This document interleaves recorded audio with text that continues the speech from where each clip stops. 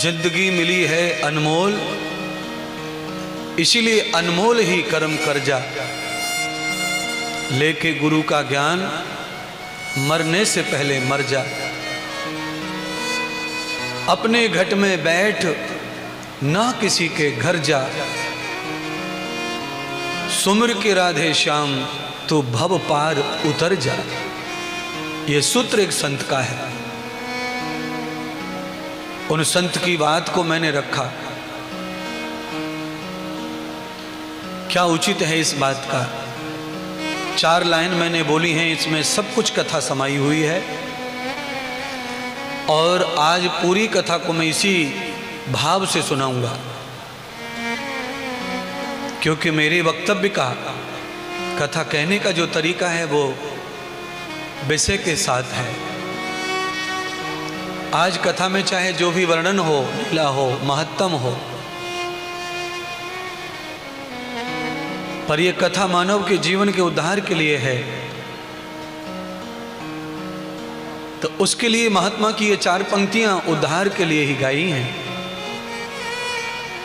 पाके अनमोल जीवन, जीवन में कुछ कर जा।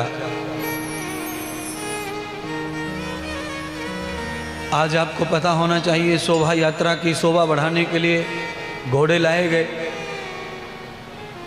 ऊंट लाया गया,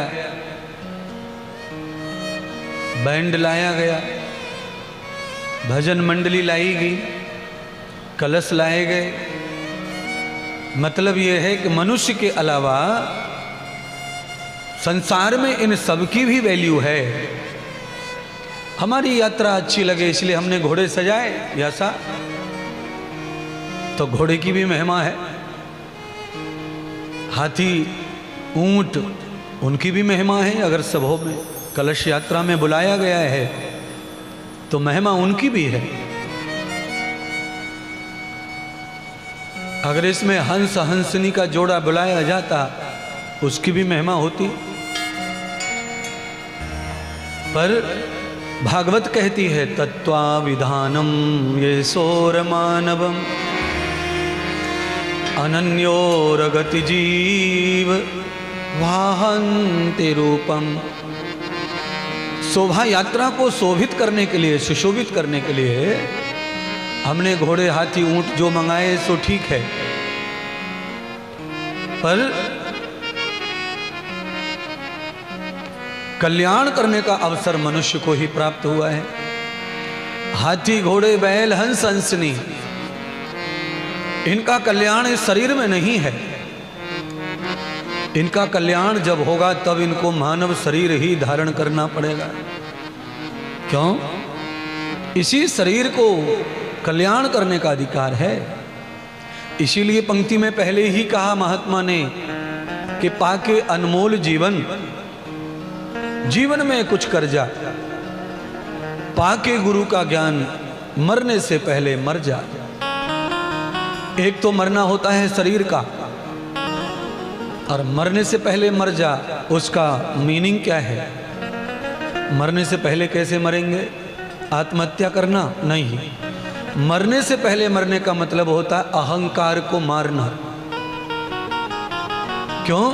अन्यन्यम न ख्यारम न चित्त दोषम बृहदभासो मृत्युम परंत युक्तानाम देवम जन्मम जन्मम श्रुति ही सर्वयुक्तम आत्मनः। जैसे आत्मा कभी मरती नहीं है, वैसे अहंकार भी कभी नहीं मरता है। वो भी जीवित रहता है, मन के साथ, बुद्धि के साथ। मर मर के भी मरते रहेंगे, पर अहंकार कभी नहीं मरेगा। तो कैसे मरेगा? तो कहा, लेके गुरु का ज्ञान, मरने से पहले मर जा। गुरु मेहरबान हो जाए, गुरु ज्ञान दे दे, और जब ज्ञान गुरु दे देगा तो सीधा अहंकार पर चोट पहुंचती है। और अहंकार जिसका मर गया वो जीवित रहता है, और जिसका अहंकार नहीं मरता उसे मरना ही पड़ता है। धन्य है साधु महात्मा ज्ञानी जन, जिनकी बुद्धि में कितना भरा हुआ है ज्ञान। पंक्ति छोटी है पर ज्ञान से ओत प्रोत है। अगर मैं आज मन बना लूं अगर मैं आज ये सोच लूं कि मुझे एक ही पंक्ति पर पूरा व्याख्यान करना है तो एक ही पंक्ति पर पूरा व्याख्यान किया जाएगा। इतना ज्ञान एक पंक्ति में महात्मा ने भरा हुआ है। पाके अनमोल जीवन, जीवन में कुछ कर जा। तो आप सोच रहे होंगे महाराज सब तो सब कर ही रहे हैं, कुछ क्या? बहुत कुछ कर रहे हैं हम तो। आप जो बहुत कुछ कर रहे हैं वो क्या है? तो वो क्या है? तो भागवत बता रही है वो क्या है।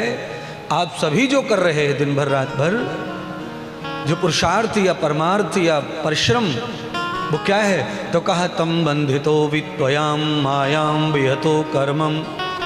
ये सारा कर्म जो तुम कर रहे हो ये माया में बंधने वाला कर्म कर रहे हो। इससे क्या होगा? इससे ये होगा कि आप ऊंट बनेंगे, हाथी बनेंगे, घोड़े बनेंगे, बिल्ली बनेंगे, चूहे बनेंगे। ये होगा इससे। फिर क्या होगा? तो जिस तृष्णा को लेकर तुमने कर्म किया है उसी आधार पर तुम्हें शरीर निहित किया जाएगा।